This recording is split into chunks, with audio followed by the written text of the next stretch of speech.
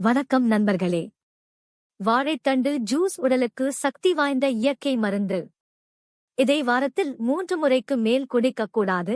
ஆனால் அதனால் கிடைக்கும் நன்மைகள் மிகவும் அதிசயம். 1. சிறுநீரகத்தை சுத்தப்படுத்தி டிடாக்ஸ் செய்ய உதவும். 2. சிறுநீரக கற்கள் உருவாகாமல் தடுக்கும். 3. எடை குறைக்க உதவி செய்யும், பசியை கட்டுப்படுத்தும்.